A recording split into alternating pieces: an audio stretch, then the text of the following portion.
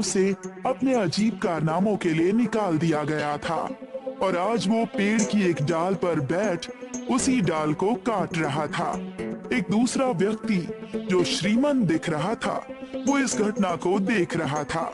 उसने जाकर विक्रम से पूछा, अरे भाई, ये क्या कर रहे हो? देख नहीं रहा कि डाल काट रहा हूँ? अरे भाई, अगर तुम इस तरह से डाल को काटोगे तो खुद भी गिर जाओगे।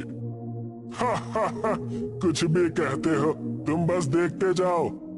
जयचंद ने सोचा कि शायद विक्रम कोई तरकीब लगा रहा है, पर देखते ही देखते डाल कट गई और विक्रम नीचे गिर पड़ा।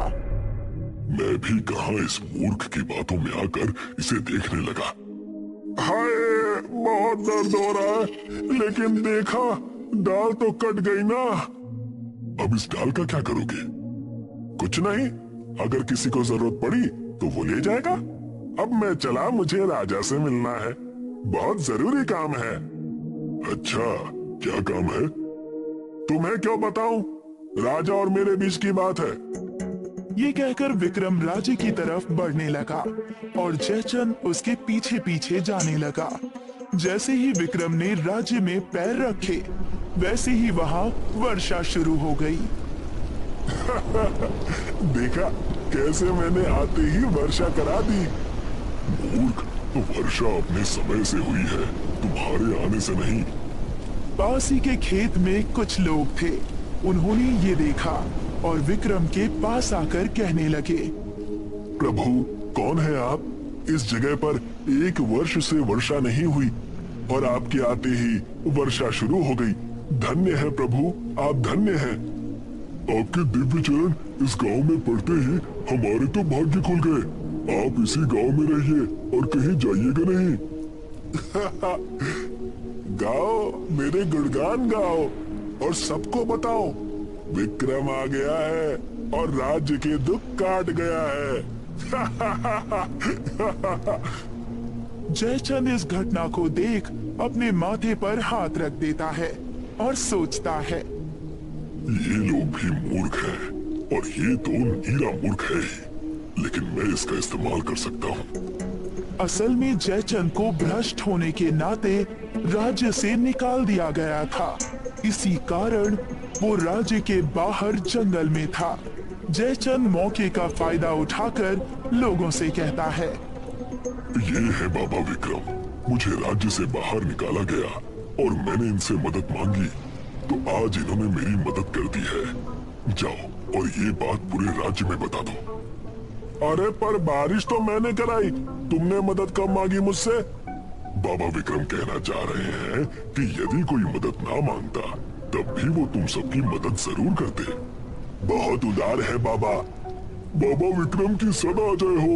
चलो महाराज को ये खबर सुनाई जाए।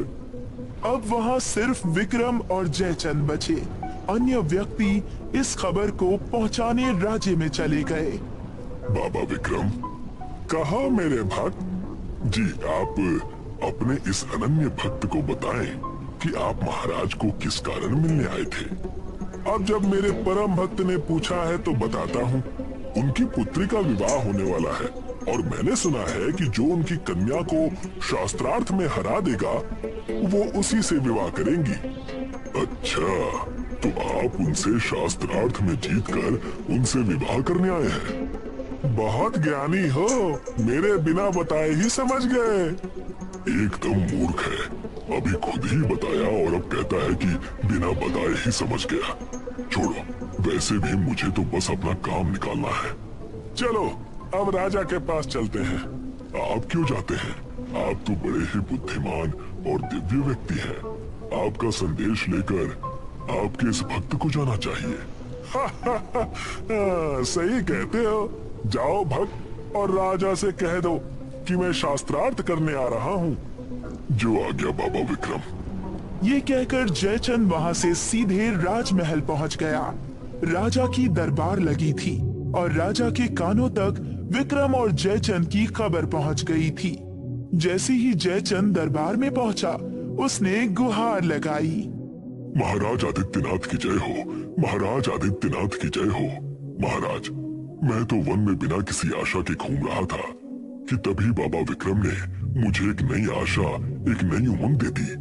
मैंने भी सुना है कि उनके दिव्य चरण पड़ते ही गांव के भाग्य खुल गए। इस बार मैं तुम्हें क्षमा करता हूँ, क्योंकि गांव की विपत्ति दूर हुई है और हर्ष का माहौल है। महाराज, बाबा विक्रम ने कहा है कि ये वर्षा उनकी तरफ से आपके राज्य को एक भेंट स्वरूप है। हम आभारी हैं। और क्या कहा उन्होंने? उन्होंने कहा कि राजकुमारी जी को वो शास्त्रार्थ में हराकर उनसे विवाह करेंगे। वो बहुत ज्ञानी होंगे, पर बड़े बड़े विद्वान मेरी बेटी से नहीं जीत पाए हैं। ठीक है, तुम उन्हें आज ही ले आओ। अब सारी चीजें जयचंद के अनुसार हो रही थी। उसका षड्यंत्र सफलता की कगार पर था। कुछ दिन बीता और समय आ गया था। जयचंद विक्रम को लेकर शास्त्रार्थ के लिए पहुंचा। वहां राजकुमारी मंदरा, राजा आदित्यनाथ और एक नया मंत्री किशन भी था।